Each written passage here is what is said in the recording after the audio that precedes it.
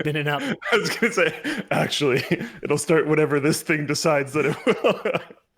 And welcome to the WAN Show, ladies and gentlemen. We've got a terrific show for you guys today with all kinds of great tech news. This just in, AMD's Ryzen 5000 series is rumored to be able to hit as high as 6 gigahertz when it's overclocked. Whoa. When will AMD stop? When will they take away the pain?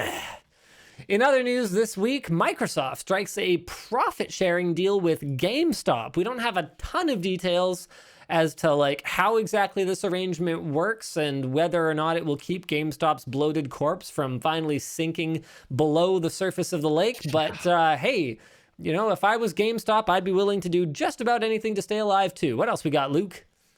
Nvidia is no longer going to be selling 3000 series cards direct online. What? I wonder if this will transition into future releases as well. But how will people get Founders Edition? We'll talk about that later. Also, AMD motherboard with a soldered A9 9820 to offer performance comparable to the Xbox One S. Interesting. Wait, what? What is I this don't thing? know why that matters. What the But it's in the dock, and we'll talk about it later. Fantastic. Oh, TLDR, it's probably the Xbox One SOC. Interesting. Ah. Well then. How about that?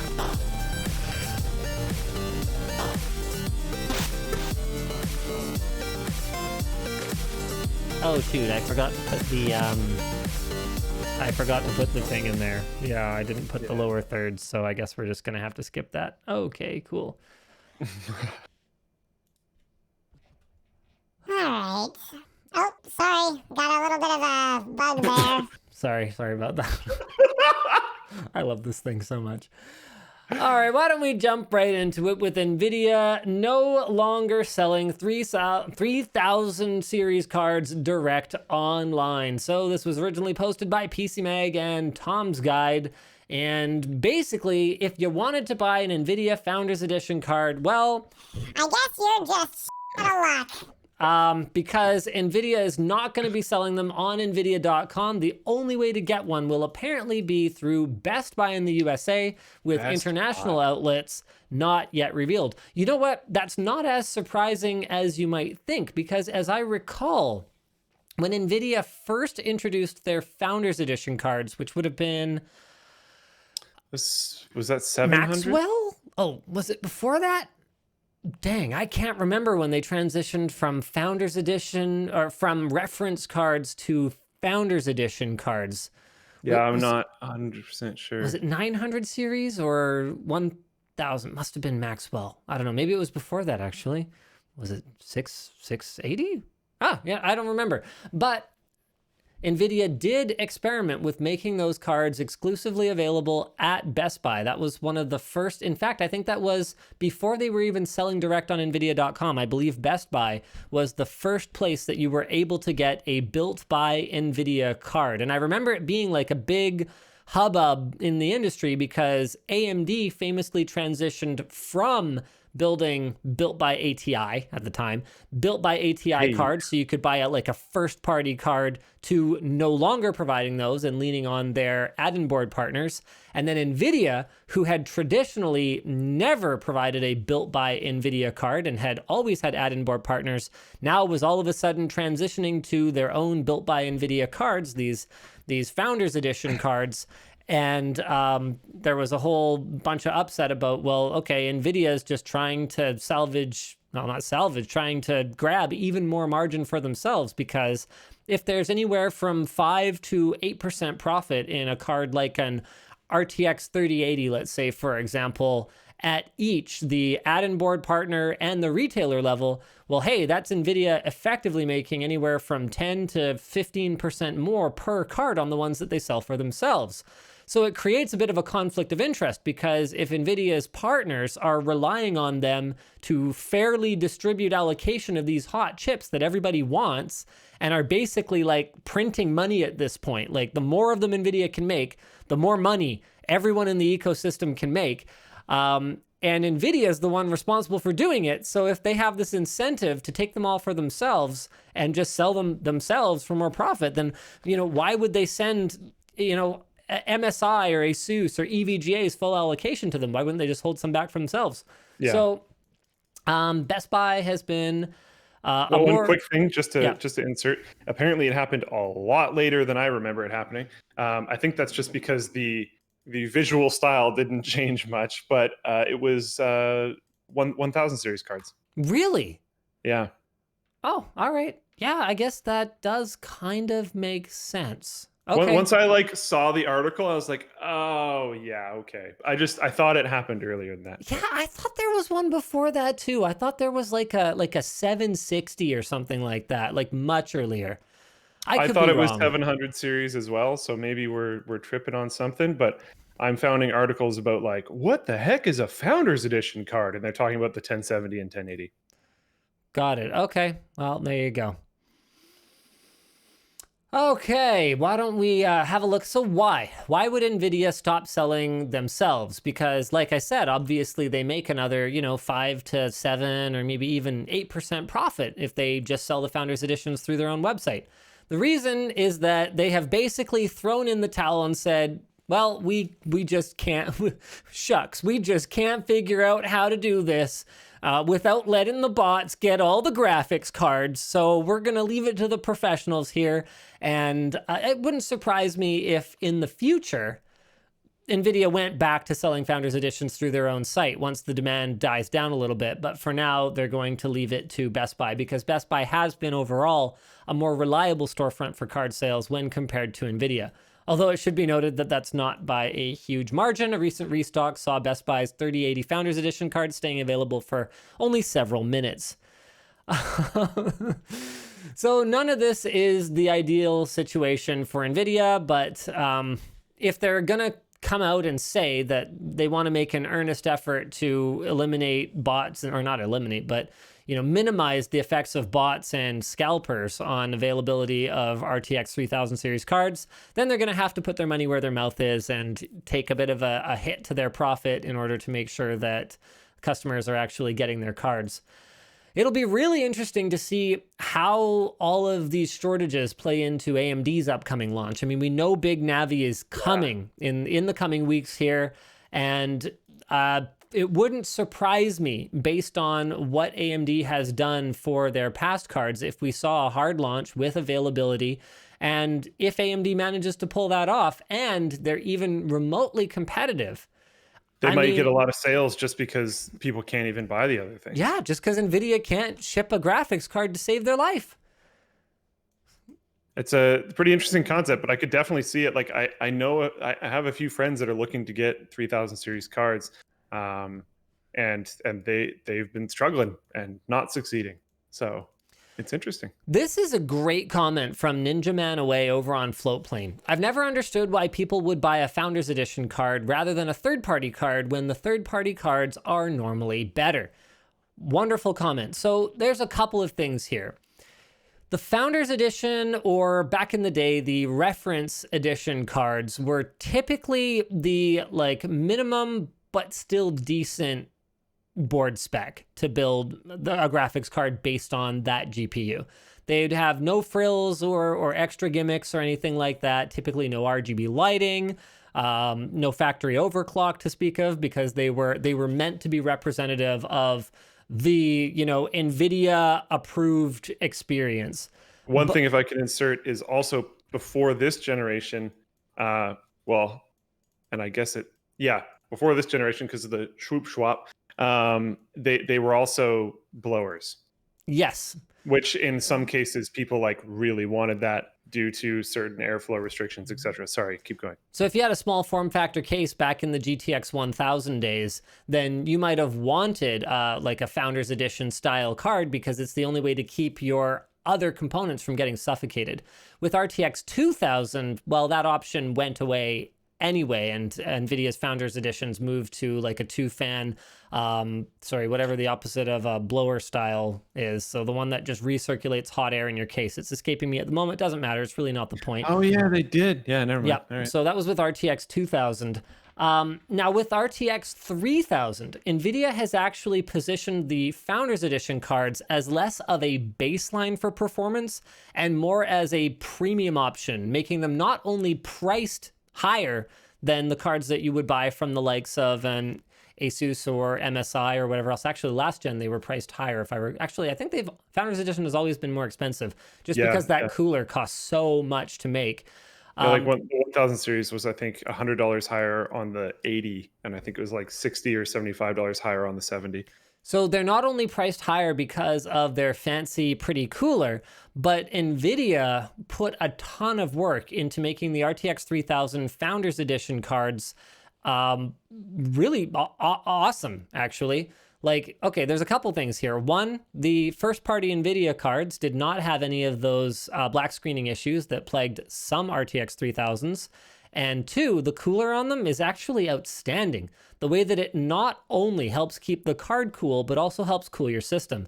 And I don't have any third-party confirmation of this, but what it looks like to me is that NVIDIA is creating yet another rift with their partners by offering cards that their partners don't have any realistic expectation of properly competing with. Like, did you see NVIDIA's video about what went into the design of the thermal solution for the RTX 3080? Yeah, and I do also agree with what you're saying. It's an interesting position, and I think it's a much more attractive play to people purchasing cards than previous Founders Editions offerings. Absolutely. But what happened was they gave themselves an extremely unfair advantage.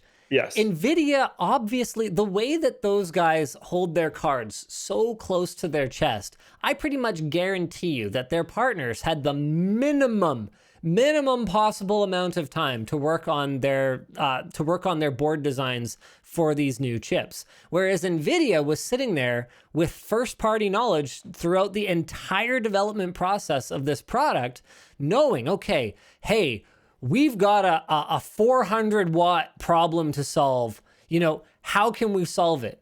If I'm Asus or if I'm EVGA or I'm Galax or whoever else, you know, I'm going, okay, sorry, what? I have a 400-watt problem to solve? Like, and I'm scrambling, right? Like I'm just putting a giant vapor chamber and a giant heatsink on it, and I'm otherwise going with a pretty traditional board design. If I'm NVIDIA, I go and I create this fancy pants special angular board and this like flow through design for my cooler that nobody can reasonably be expected to compete with until they've had another probably 6 months, realistically, like 6 to 12 months to come out and build something similar to. And just like we've seen in previous generations, with all the minds that go into this at NVIDIA's add-in board partners, someone is going to create something that is super cool and totally unlike the reference or Founders Edition card. But if they don't have the time to do it, it's not reasonable to expect them to be able to. So at launch, man, the Founders Editions honestly look pretty good this time around, except that unfortunately with this announcement that Nvidia.com will no longer be selling them comes the unfortunate news that Europeans or anyone outside of the US who can't just walk into a Best Buy will simply not be able to buy them. Oh my God. Whoops. I didn't think about that part. Whoopsie daisies. DigiDude512 in Floatplane chat brings up another great reason why people like Founders Edition or reference cards, and that's that generally they're the first to get water block support because of how common they are compared to, say, a Strix or an Aorus card. With that said, the situation is totally improving. The first block we were able to get our hands on was actually an EK1 for an Asus Strix RTX. That is for the 3090. Actually, it's compatible with the 3080 as well. Yeah, so I think they use the same board design, or at least DK thinks they do, and we did manage to put it on a 3090 with some small modifications. So it seems like it's getting quite a bit better, and so many of the board so many of the board makers actually do their own water blocks now, like EVGA does, or they have partnerships with brands like EK, that it's less of an issue today than it used to be. So says, but the Founders Edition cards are not reference cards this year. Yes, that is true. The Founders Edition cards are not reference cards. To my knowledge, there isn't really a reference card that anyone outside of, maybe a board partner would have seen even. Yeah. All of the RTX 3080s and 3090s that I've seen from different manufacturers have been completely different boards. Unless I'm wrong, unless there is a reference board that I'm not aware of. So guys, feel free to let me know in the float plane chat. I'm looking into it. I haven't heard of anything, and I don't see anything immediately, but yeah. In the meantime, why don't we jump into the Microsoft GameStop deal that seems to be kind of like a last-ditch effort to stay alive for GameStop? I actually think this makes a ton of sense, though.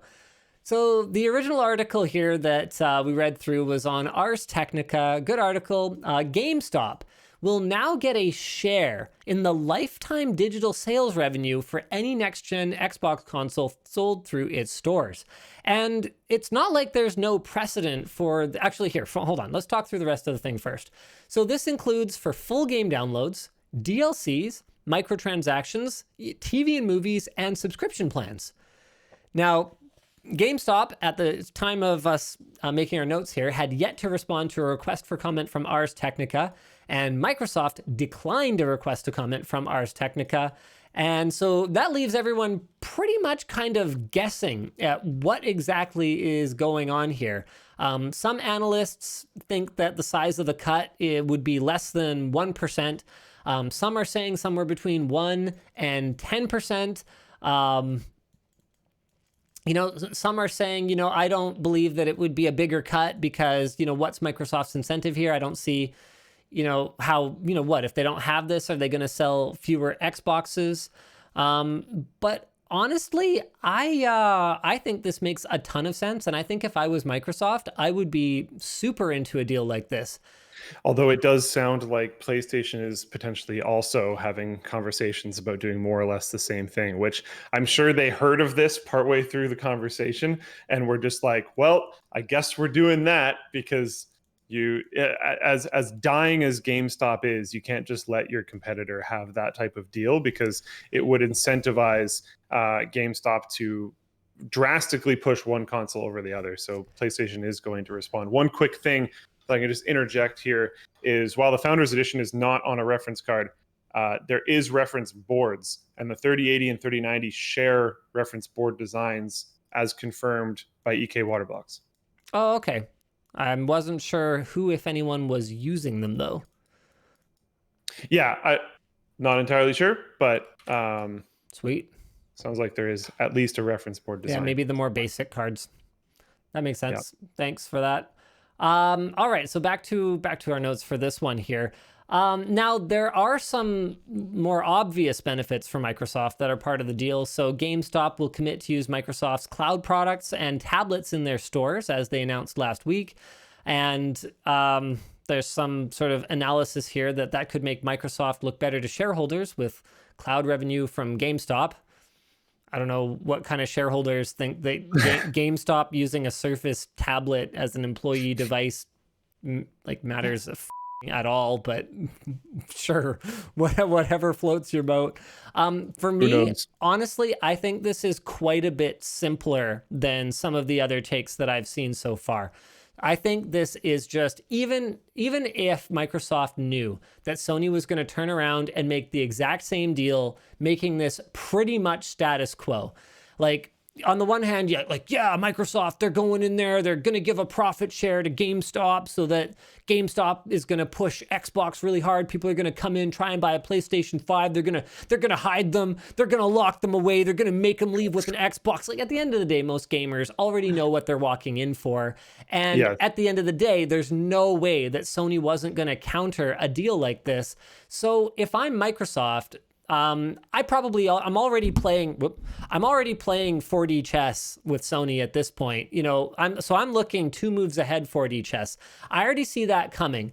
I know that my cloud infrastructure or whatever is a huge benefit for me with Project X Cloud, way more robust system for digital content delivery, all that kind of stuff. More digital sales? So I'm expecting a ton of digital sales. I know that ultimately this is all going to be like a war of attrition. And I know that if we're both making the same deal with GameStop, I'm in a better position to deliver on this promise in the longer term. It's going to actually cost me less. The other thing that if I'm Microsoft that I'm considering is like, I don't actually want GameStop to go out of business. Think about that for a minute. Maybe I'm making this deal because I actually think it's a good thing for, like, how many stores does GameStop have? Like thousands? Maybe I think it's actually a good thing for, remember, we're talking consoles as a service is the way that Microsoft is going here. Maybe I think it's a good thing to, instead of going and trying to, build a network of carrier stores like the mobile device industry has done, whether you're T-Mobile or you're Verizon or AT&T or whatever the case may be. Instead of doing that, why don't I just basically take an infrastructure that already exists, take a business model that we already know works, where the store sells the hardware and then they get a recurring fee on any subscription revenue or any transactional revenue. So potentially this could be quite a generous fee, and that keeps my distribution network alive. Not everyone is going to buy online. Not everyone. There's even like there's even the value of like the classic story where you go to the mall with your partner and they want to go buy whatever, and you're walking around bored and you just go buy an Xbox game. That's right. Every time. That's right. Like, even if you don't buy something, it's in Microsoft's best interest for that store. It's in Microsoft and Sony's best interest for that store to survive. It's basically a marketing exercise. A GameStop, to me, if I'm Microsoft, a GameStop is a free billboard. Yes. Actually, it's like having your game on the shelf or having your console on the shelf or behind the desk or whatever is super valuable. If I walk into a GameStop, or it's EB Games up here, I'm usually not going to buy something, but I'm going to look around and I'm going to check like, oh, what new games came out for Switch or something. Cause I don't really stay on top of the news for that. But a whole shelf of games in front of me is very in my face when I'm bored in the mall looking for something to do. And I might as well look at some games. I'll often just like look at the wall of games and then see anything that looks interesting and then Google it while I'm standing there and 100%. see if there's any like more details. So like they want these stores to survive. So it's, even if like it doesn't necessarily make a ton of financial sense in direct ROI, it's great marketing. So. Exactly. And like, think about it. If all Microsoft wanted to do was sell Xboxes at launch, right? Well, there's any number of partners. There's your Best Buy, or screw it. When demand is high for Xboxes, they could sell Xboxes at corner stores and they would move through them all. But name someone other than GameStop who's not going to be focused on something else 6 months later. Microsoft needs partners to still exist who are going to be pushing Xbox in 5 years or 6 years when the Xbox, whatever completely backwards name they give it, the next one is about to come out. When Skyrim Definitive Long-Term Reach Platinum Edition gets launched. Microsoft needs somebody to care about that and push the product. So if I'm Microsoft, I don't want GameStop to go away. I think it's that simple. And back to what you were saying about GameStop being a store that you would just kind of wander into at the mall. I challenge you. You have, I'm starting my timer. Oh boy. In 5 seconds. You have 30 seconds to name one other store in a mall that you would walk into. Go. I don't know. You got 20 more seconds. Go for it. Atmosphere. Okay. All right. That's so it. outdoor And it took like me a really apparel. long time to remember the name, but it has happened. Okay, it has happened at least once. But I'm gonna start with EB Games, and then if I see everything and am like, wow, it's just awkward that I'm still in this store, I would wander around until I found Atmosphere. Yep. So you know what's funny? I was actually at the mall with the wife. We were trying to get some. She was helping me buy her a birthday present because I'm a pathetic, terrible husband. Look, I knew she wanted clothes, and there is no point buying a woman clothes without her just trying it on. You did the right move. So I wanted the kids to have something to give her. We also did something homemade and thoughtful. And she told me she was very impressed with the bubble letters that I drew on the kids' card for them to color. Okay. Look, bubble letters is not easy for me. All right. I did bubble letters. She knew that was a stretch for me. She recognized the effort. I think I remember this. For some reason, we had to do bubble letters back when we worked out of the old house. And I remember there being like a whole thing about that. Yeah. Like Ed had to do it or something because you and I both sucked. Yeah, bubble letters is not easy for me. So anyway, we did the homemade thing and I put in the actual like effort, but I wanted the kids to just have like a gift to give her along with the card. And so for the first time ever, I bought something at Lululemon, which was interesting. Shorts are 60 Canadian dollars. So that's a thing. Yeah, that's like $45 US. That's she was like freaking out about it because she's like, I for the price of one of we got 2 pairs of shorts, so it was like $130 after tax, and she was like, for the price of one of these pairs of shorts, I could completely replace like my entire bottom half like wardrobe at the price that I normally buy things at. I'm like, yeah, but here's the thing, hun.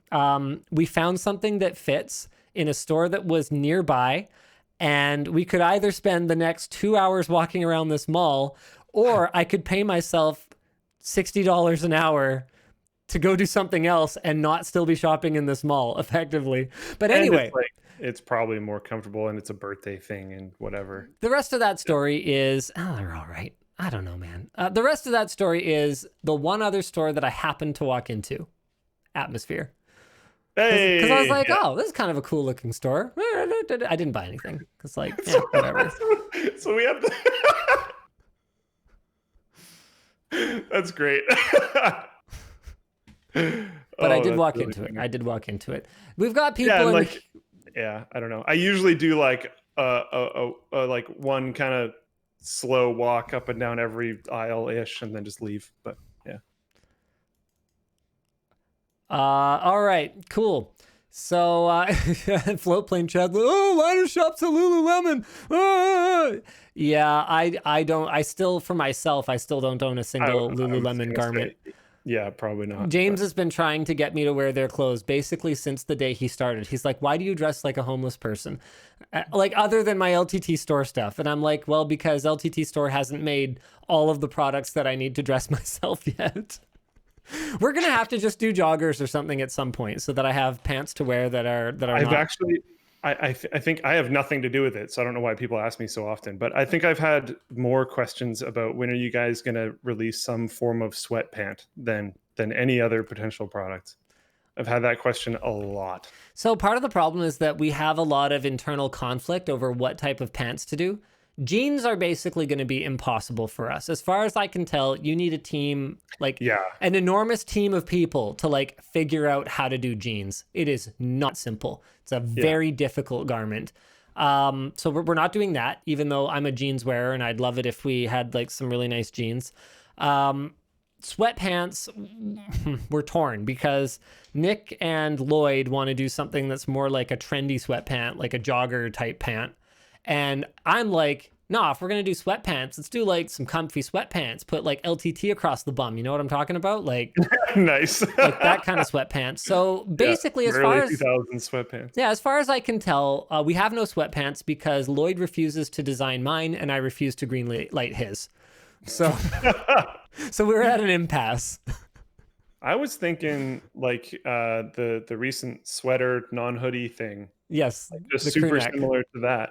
Like same color, similar material. But with LTT on the butt. Just I was even thinking just like same idea of the like really small branding, but yeah. Okay, Bert. Nope, big branding right across the butt. That's what I want. That's what I'm all into here. All right, why don't we jump into our next topic? iPhone 12. Apple released new iPhones. The 12, 12 mini, 12 Pro, and 12 Pro Max. Wow, that's a lot of iPhone. All 4 variants will come with Apple's new A14 Bionic SoC. As far as I can tell, this is the first 5nm chip that is commercially available. It's got 6 CPU cores, about 17% faster than A13, and 4 GPU cores that are about 20% faster than A13. So it should be the fastest phone on the market, pretty much by a country mile. Not that that honestly makes much of a difference to me these days, other than my review of the new Z Fold 2. I guess it's like new-ish at this point. I got it really late, and I wanted it to be like a really daily driving it review. So it's going to be even later. So other than reviewing that, which I don't think I'm going to be able to daily drive because YouTube Stories is still not fixed with it, and there's like other bugs. Like every time I try and post to Instagram, it double posts and stuff like that. If not for that, I'm still daily driving a Note 9, which is like 2-year-old phone. Has a 16. I'm still running a Pixel 2 XL. Heck yeah. And yeah, the Pixel line is particularly interesting because they have not only peaked in terms of performance, they're actually headed back down with the latest Pixel 5. Yeah, I know you asked me a week or two ago, and I'm pretty solid on 4A 5G. I need a new phone because my phone is like having notable issues, like the proximity sensor and stuff. I can't even have my SIM in that phone anymore because I can't do phone calls. But what, phone calls on a phone? Ugh. Surely you mean playing Raid Shadow Legends on a phone? Raid Shadow Legends. So blah, blah, blah, neural engine, process 11 trillion operations per second. All of them are 5G compatible with millimeter wave supported in the US, and then sub 6 gigahertz globally. Has smart switching to save on battery life, and MagSafe is back. That's pretty cool, sort of, I guess. I like MagSafe. Yeah, it's like a thing. So here's something I find a little bit confusing about it. Do they really want me to put my phone like screen down on things? Because I don't like that. I think they do, because don't they have some usability features? Like screen down silences it or something? I mean, that kind of stuff has existed for a long, long time. Like I remember getting a briefing on like the Galaxy S4 or something like that had a feature. Oh no, yeah. I'm just saying, like I think they do intend for you to have it faced screen down sometimes. I've just never given any Fs about that, because why on earth would you do that? That is the fastest, easiest way to scratch the heck out of your phone screen for no reason. Like, just don't. All it takes is one like micro grain of something and some idiot to like walk past and bump your phone and it to scritch across it, and you've got like a gouge out of your screen. Like, that's really dumb. So yeah, it allows for perfect charge coil alignment, which is pretty cool.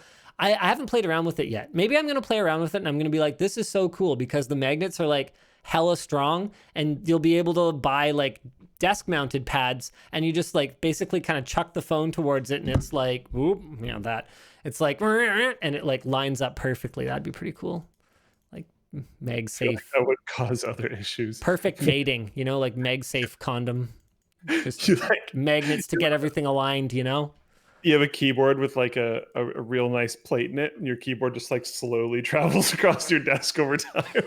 Yeah, probably not happening. The Pro and the Pro Max have LiDAR sensors built into the camera array so that you can get better autofocus in dim conditions. So that's pretty cool. And for augmented reality. Ooh, speaking of augmented reality, I will stop just doing my, obligation of going through the iPhone 12 launch information, and I will talk about something actually exciting.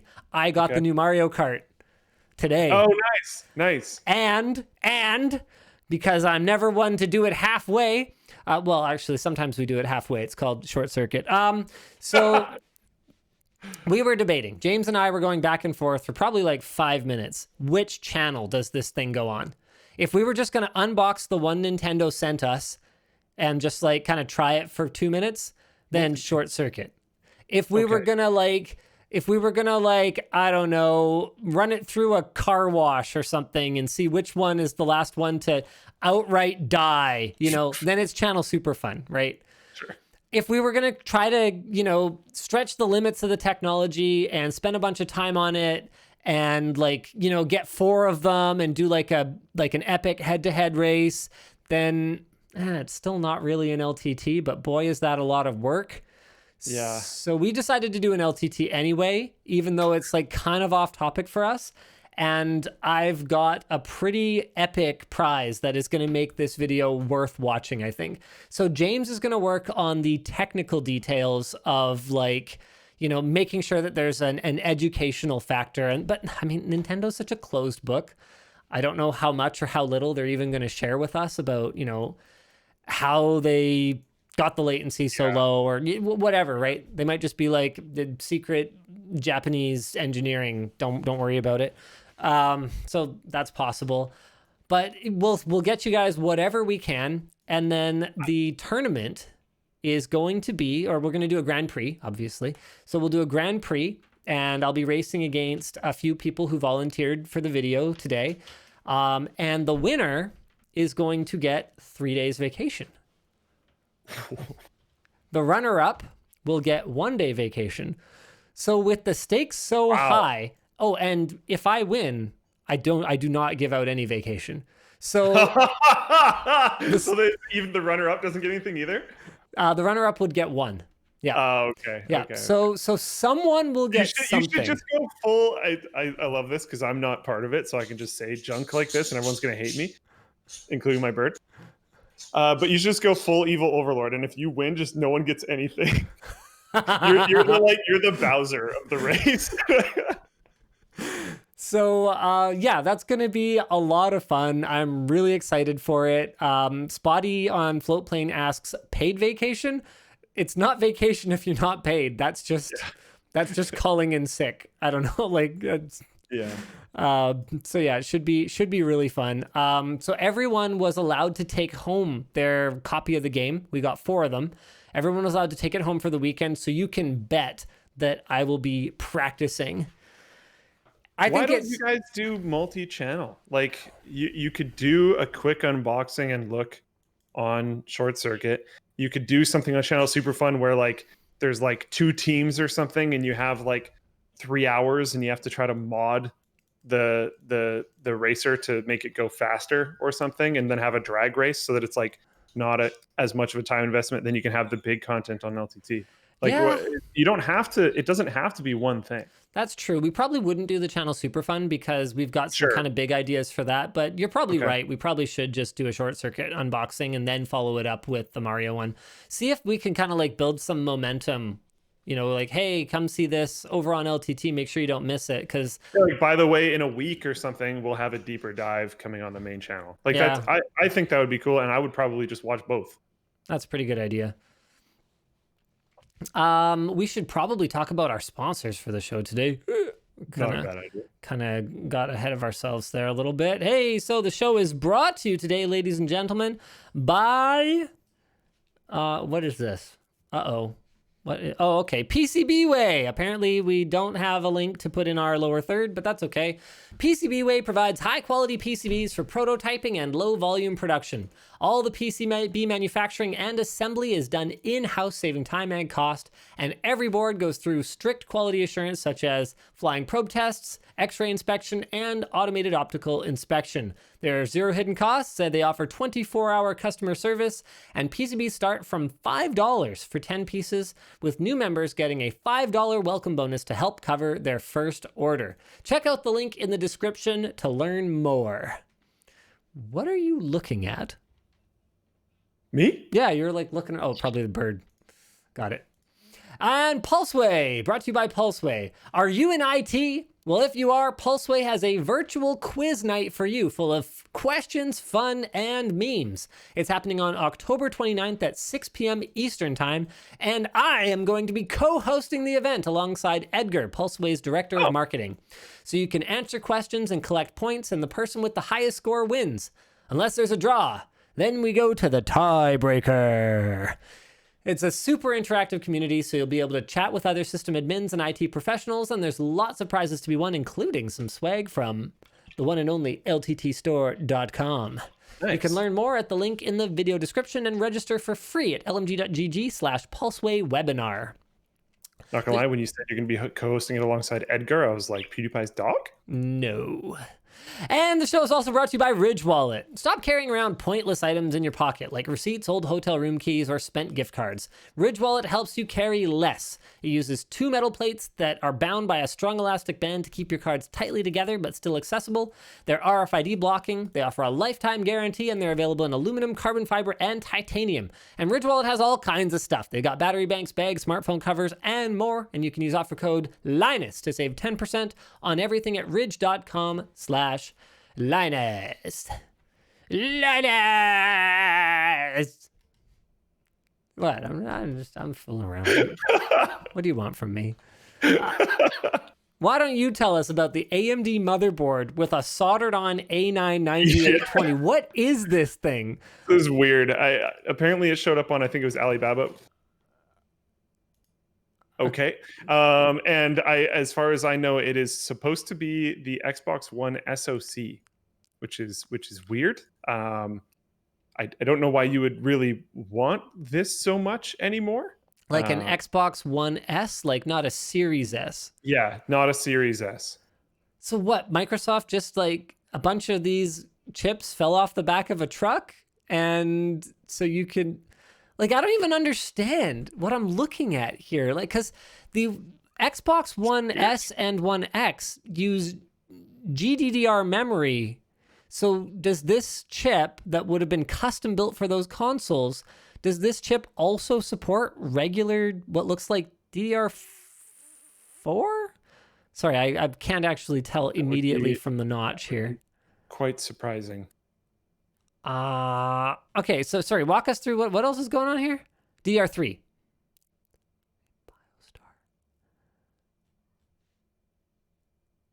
Luke dead. It's weird. It's weird. I no, I thought I had said something just a second ago, but I don't get not only why it exists, but why you would really want it. So what is it though? Seems to be what, 8 Jaguar cores then, with an AMD R7 350 GPU. Okay.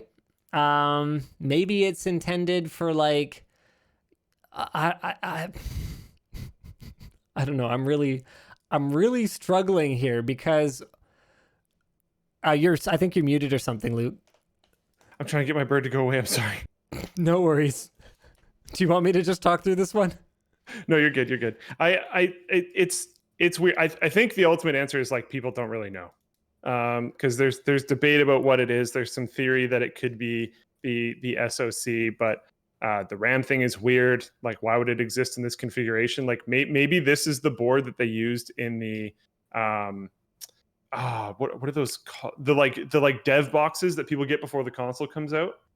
Like maybe this is the board they were using in that for some reason. That could explain the RAM thing. Like maybe this is just a really early version and they hadn't fully converted it over yet. I don't know, but yeah, unless some official information comes out and is like, yes, this is definitely that, I could see some people wanting to like collect it for that reason. But outside of that, like I don't. Why would you want this? Yeah, there's this Chewy Aero Box mini PC that uses a very similar motherboard to the Xbox One S. So, you know, that's an example of what someone might do with a product like this. Like maybe they would try to, you know, build like a weird knockoff console or something. I mean, given how bad AMD's Jaguar cores are by modern standards, I would not expect performance to be very good at all. But like there's comments on this article of the Chewy Aerobox. Like one of the first comments is, given how god awfully the Jaguar based AM1 chips aged, I'd avoid this like the plague. With that said, I think that's fairly well said. With that said, it's $125 for a motherboard, CPU, and GPU.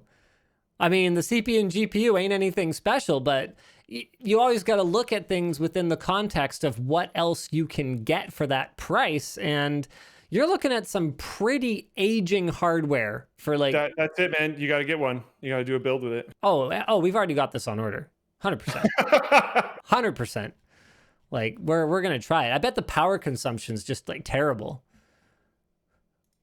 Yeah, I don't.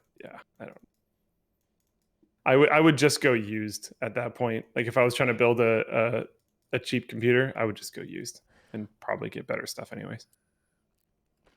Do you guys want to hear a really weird conspiracy theory that I kind of feel like I shouldn't even talk about because I'm pretty sure it's nonsense? Let's have a look here though. So this is posted by Spartaman64 on the forum. A Redditor claimed Nvidia's Russia branch canceled the 30 series launch and scalped the GPUs instead. According to the post, the Russian Nvidia store, like many others around the world, sold out entirely within moments of going live.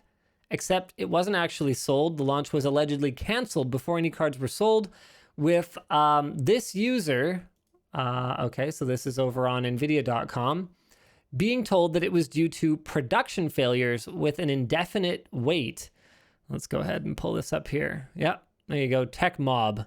I think all the Russian customers need an official explanation right now. Okay. What else is going on here? According to photos on Russian social media, the address the cards were shipped to matches the address of Nvidia's Russian distributor, D-House, on launch day.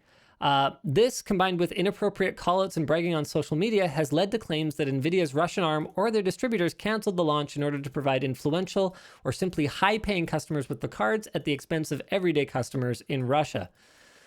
There's a lot of he said, she said going on here, and Nvidia's official response is, and this is machine translated from Russian to English, friends, at the moment in Russia, as in the rest of the world, the demand for GeForce RTX 30 products significantly exceeds the available volume of goods.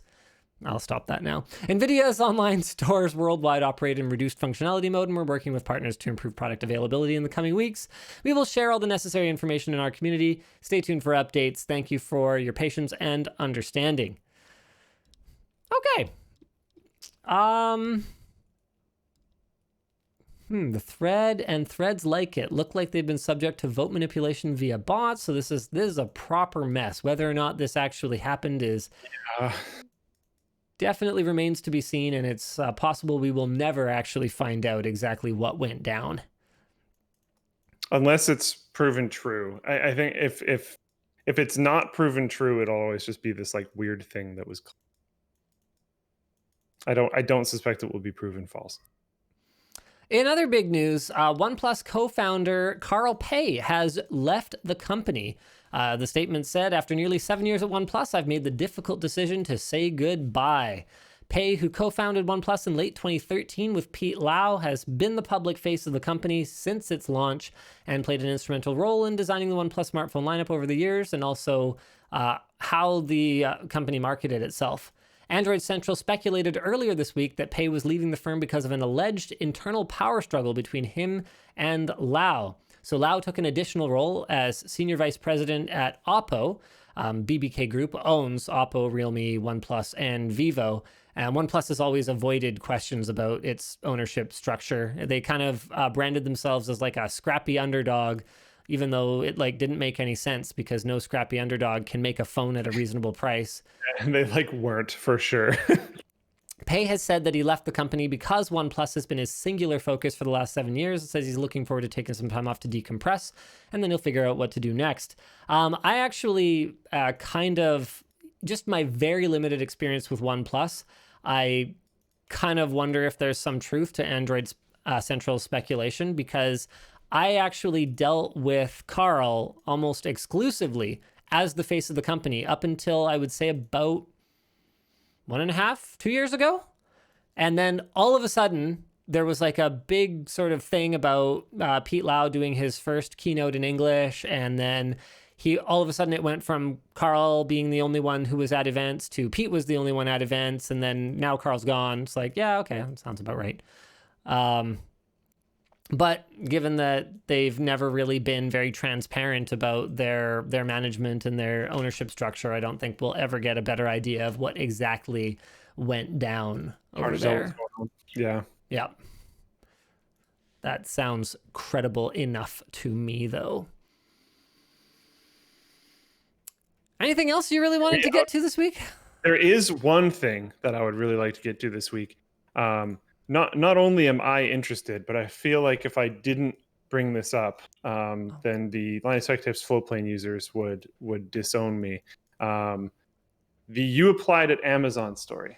Oh, I'm sorry. Okay, I will get to that in a moment. First, I have to give an update on the DriveSavers drama. Cool. Okay. Yep. Yeah, so I do have to do that. So last week, basically what I said was, hey, look, I haven't talked to Jessa, who claimed that DriveSavers took credit for her innovative workaround with an Apple speaker IC that allowed a frozen phone to be temporarily booted, all the data to be recovered, and then restored to functionality through a reset. She claimed that DriveSavers took credit in our sponsored video for her solution to that problem. And I basically said, okay, so I'm finding out about this now. I haven't spoken with Jessa, but obviously that's a pretty serious allegation. Here's what she said. Yeah. Here's what DriveSavers said. Right now it's he said, she said. So I can't really take a position here. What I did do in the week since the last WAN show is reach out to Jessa. She actually posted on our forum, and I basically said, like, hey, look, these are pretty serious allegations, and it looks like you've got a pretty compelling story here. But what I need in order to take real action on this is some kind of proof that what you say is true and what they say is not. So what she's done is she's created a video about sort of the points of DriveSavers' position on this that she disagrees with.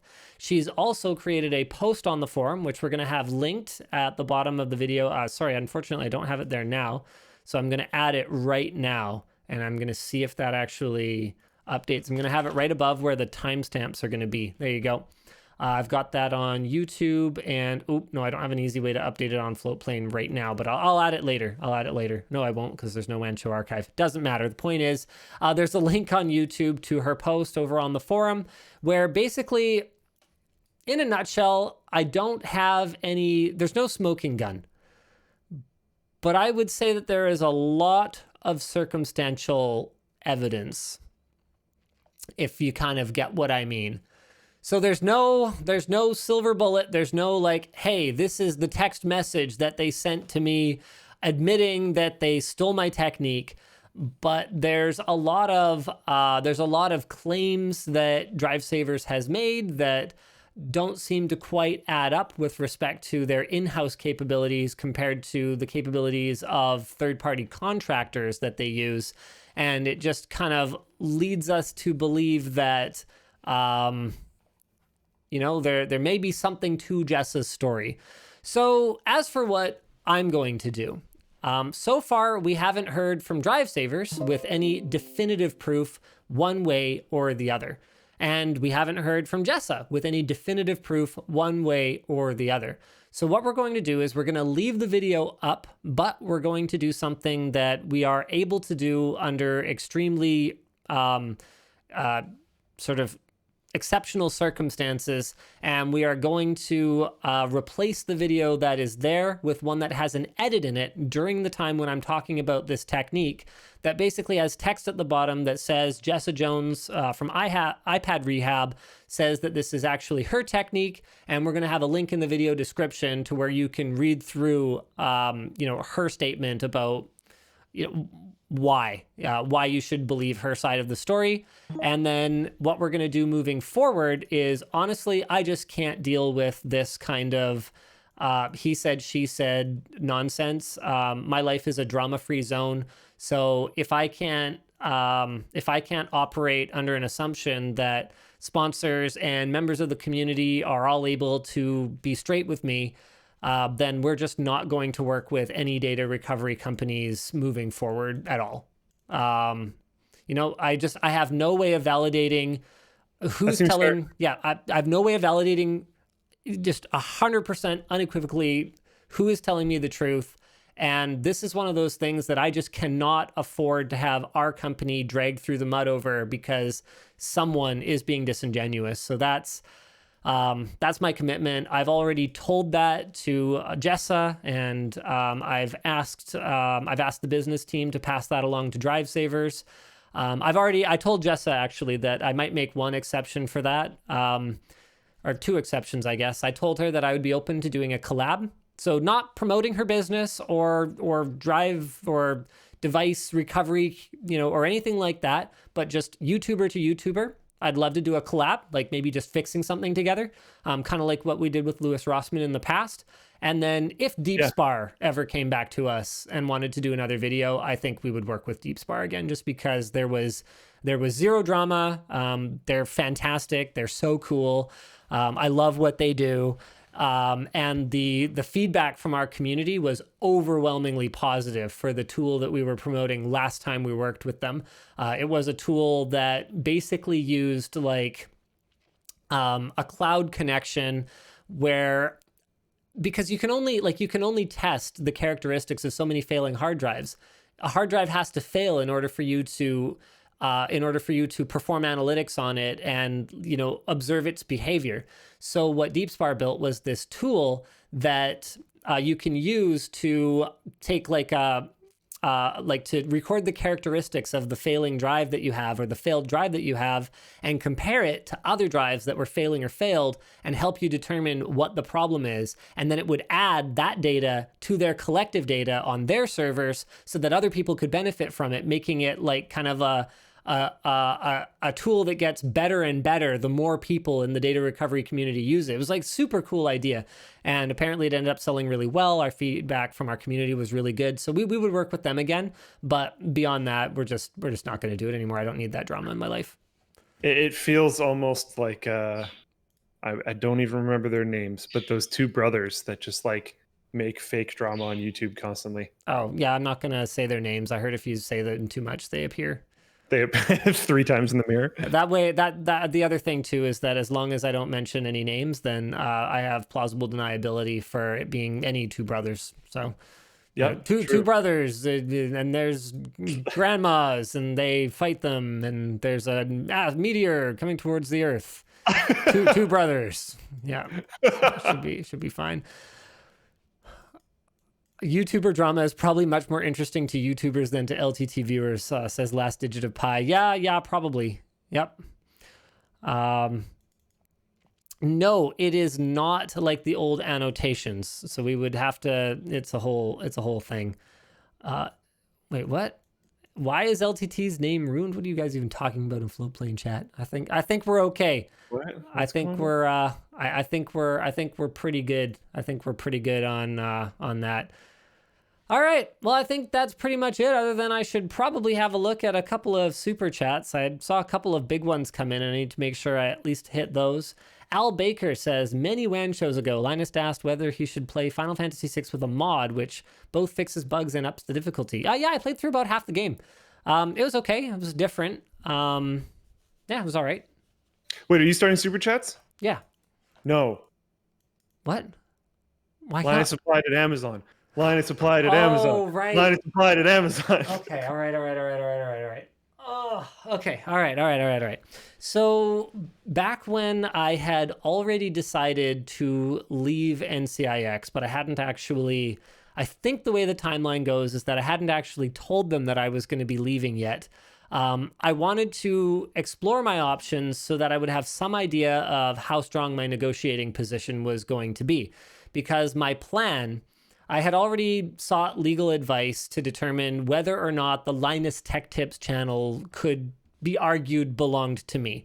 Right. I was going to make the argument that it's in my name and therefore was treated at NCIX as sort of a personal project. I was going to make the argument that I did a lot of the work on it on my own time. I informed the lawyer that I was compensated for that time, but not at like an above minimum wage rate necessarily, because the amount that I was compensated per video was like, I think accounted for like maybe an hour and change of time, but a lot of the videos took much longer than that. Yeah, Plus, if it wasn't significantly better than mine, then it wasn't very good. yeah. So basically, I gave a lawyer all this information. They went, no, I think with all that in mind, it's the intellectual property of NCIX. You have no real claim to make here. And I was like, okay, that's fair. I mean, it was worth finding out. So what I had decided was I wanted it, and I needed to figure out a way to what chips I could offer in return.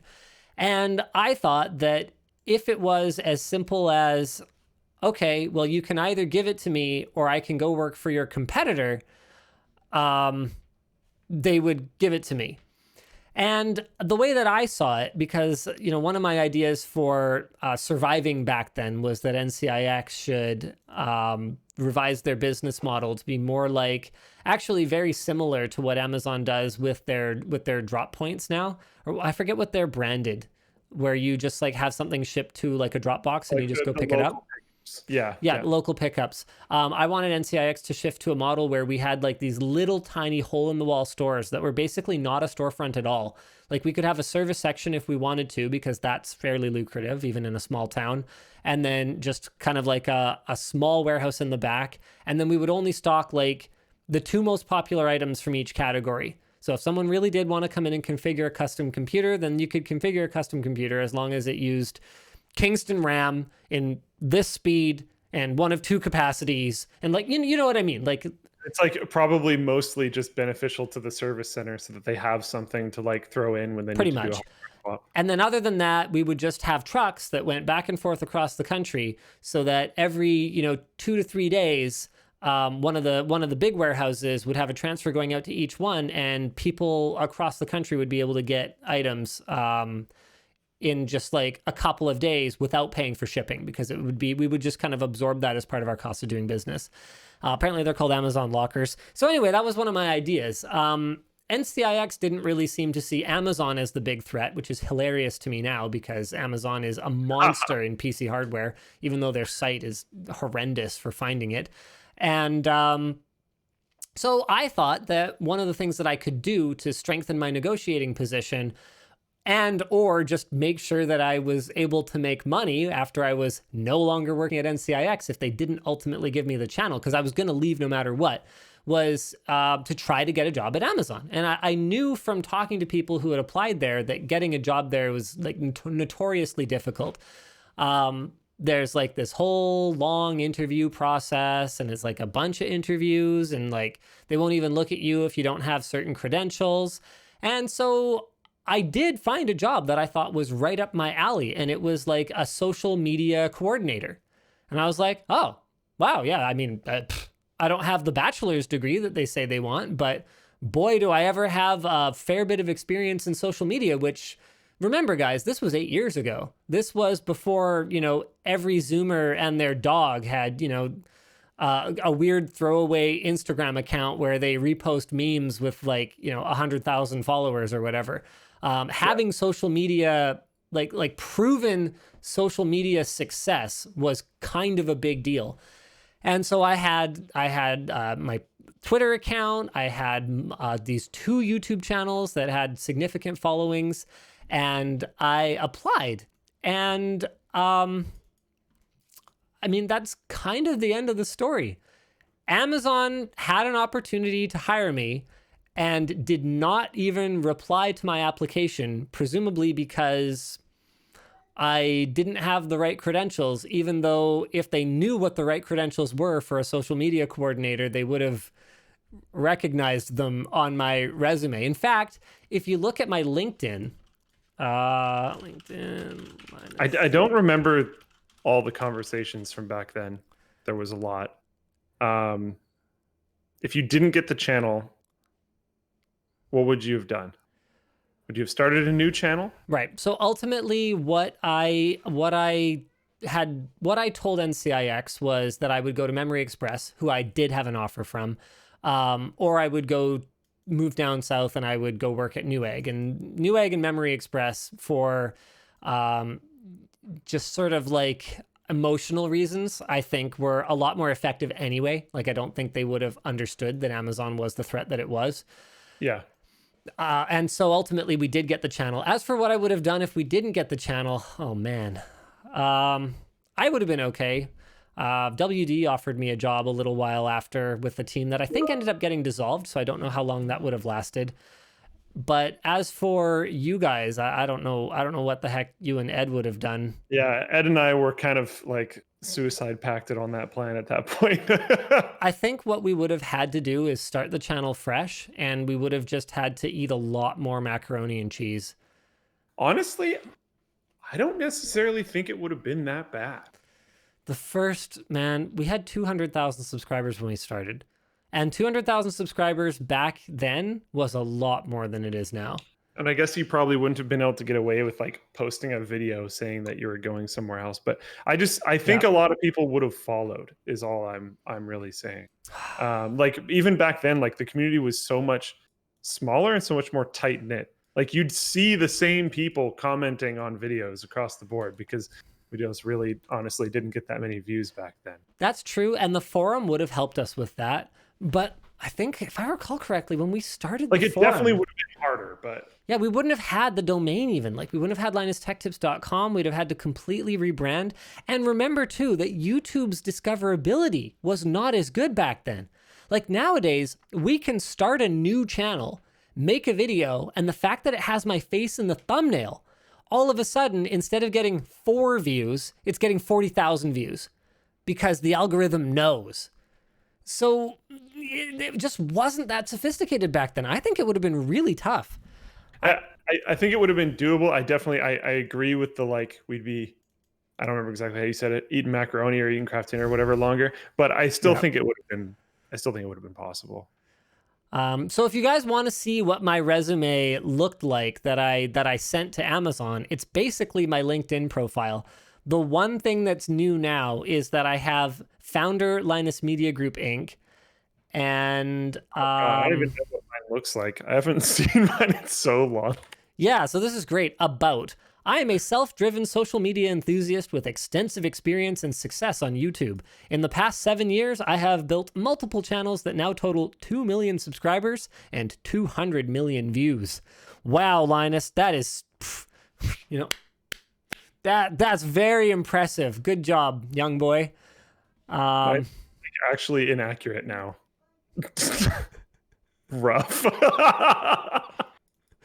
I saw someone posted a tweet the other day that ended up getting a lot of traction where they said they updated their Twitter bio before they updated their LinkedIn, and that should say a lot about like what the current like hiring and recruitment space looks like. And I'm like, to be honest, like I haven't heard the last time anyone cared about LinkedIn at all. You know what? I don't know, because I get a lot of messages and stuff on LinkedIn from people that are like, wow, I had no idea how to get in touch with you. And I'm trying to get in touch with you here. And I'm like, what do you mean you have no idea how to get in touch with me? The email's literally on the About tab on the YouTube channel.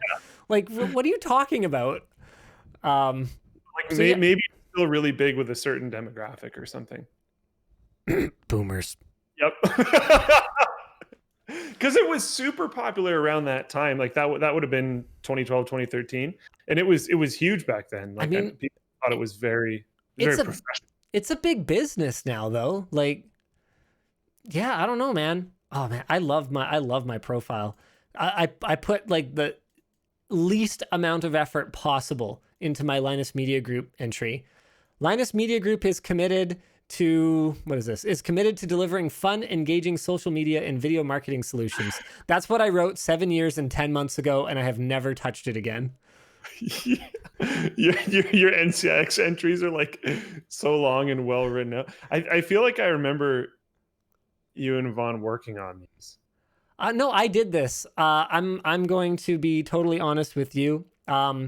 I actually did this. Oh, I must have contacted Amazon after I had told NCIX I was leaving then, because I remember working on this at work while I was just like checked out and had already told them that I was leaving. And my main job was just to like be there and answer questions for my replacements. So I didn't really have anything to do.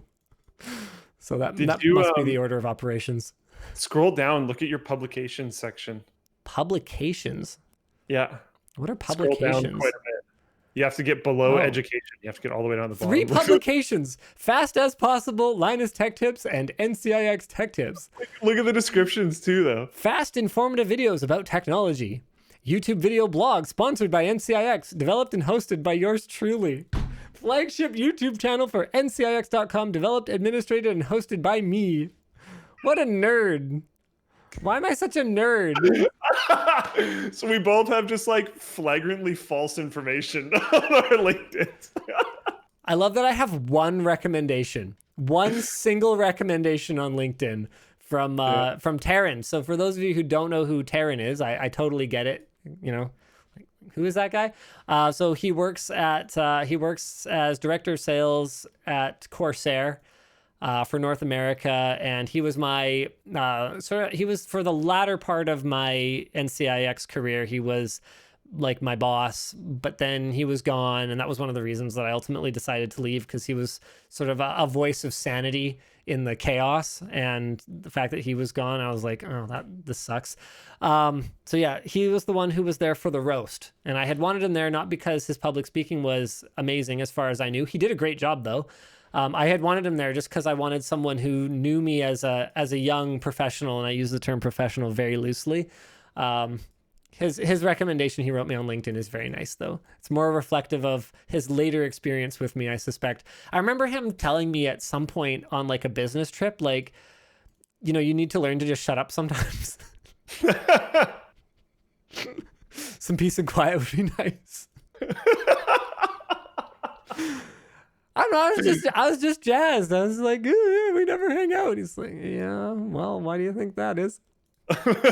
Now we do whenever we get a chance, but it's tough because he lives down in the States. That's funny. Oh boy. All right, so let's do a couple more. Okay, hopefully the story lived up to your expectations. Let's do a couple more super chats. NPGRX says, in a YouTube story, you showed a 3090 Strix with an EK water block. Totally loved the look of the backplate. It was an EK one. It was a mirror EK one.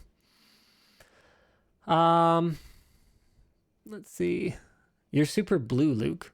There's a comment from... Yeah, I can't really do much about it. So. Yeah. All right, got it.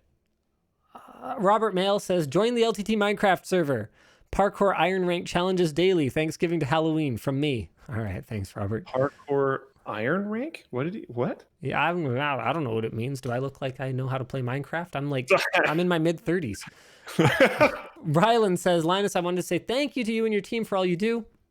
Your videos helped me start my own small IT business at 16, helping out my neighborhood. Hey, that's nice. Freaking awesome. And I'm starting my IT career in the U.S. Army. Heck yeah, man. Tiberius says, Linus, when are you going to make women's underwear for LTTstore.com? If I'm going to waste money buying my wife underwear she won't wear, I might as well spend the money to support you guys. Okay, so we have tentatively greenlit the project. There's so many people asking about, it'll be a small production run, but we're going to put the work into it. We're going to do it. I pretty much guarantee you it's going to sell out immediately. We're going to do it. We're going to do it. Actually, I think I might have convinced Yvonne to let me upload the vlog that we shot making that one-off pair that she has.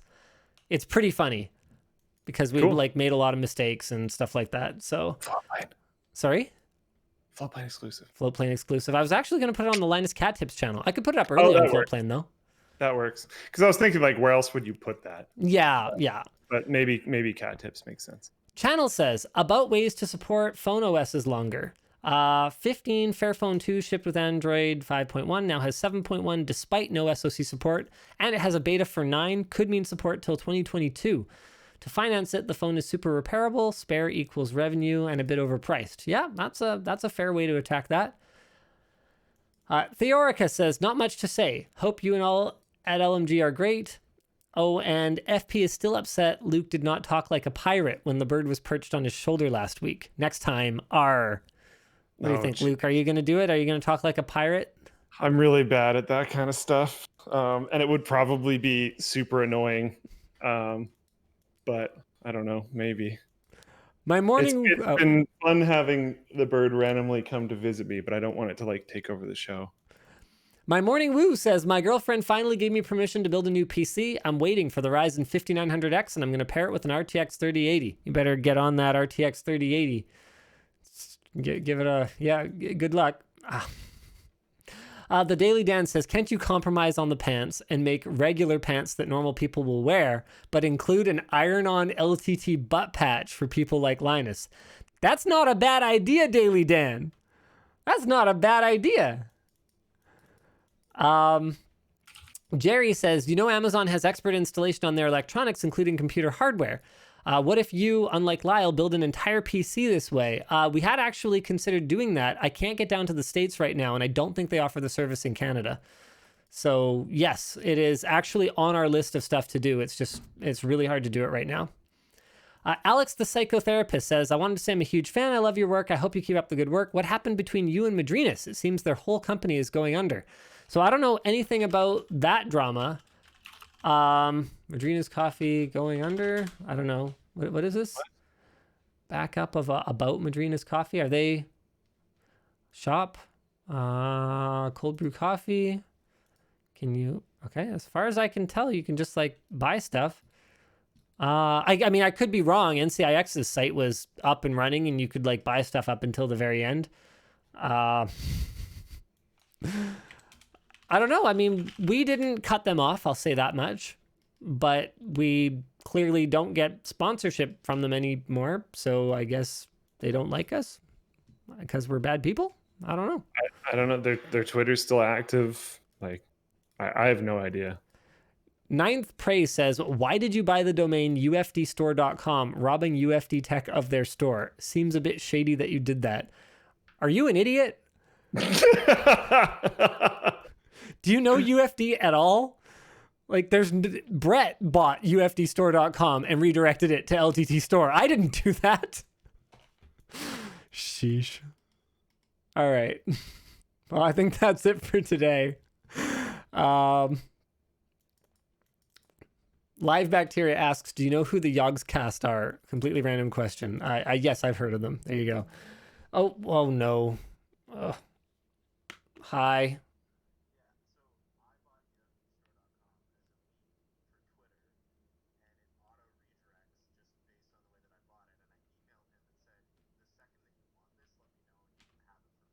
Oh snap. Apparently we did buy it. Okay, well, that's good to know, but we have offered to give it to Brett. So whenever he wants it, we'll give it to him. Okay. Okay. Maybe we shouldn't do that next time. What did you buy? ufdstore.com. Oh my goodness. Okay. Thanks, Nick. Okay. Okay, bye. What? Oh my gosh. That's man. funny. Yes, I still badminton. Now, by the way? We are officially a big enough company that like that just happens, and I, the CEO, have no freaking idea what's going on. Like, this is why I tend to be a little bit more forgiving, you know, when Intel has some scandal where the marketing people say something that the engineers obviously wouldn't agree with, because I'm like, yeah, it's probably just someone doing something, and like people who know better don't know about it. I believe that that's a thing that could happen. What a beautiful example. Oh my goodness. Oh man, you and I both were like, that's dumb. Wow, I think I called that super chatter an idiot, even though they gave me like $5. That's what I get. Right. And they were right. Oh man. Get wrecked. I'm officially shady. All right, that's it for the show today. We'll see you again next week. Same bat time, same bat channel, ladies and gentlemen.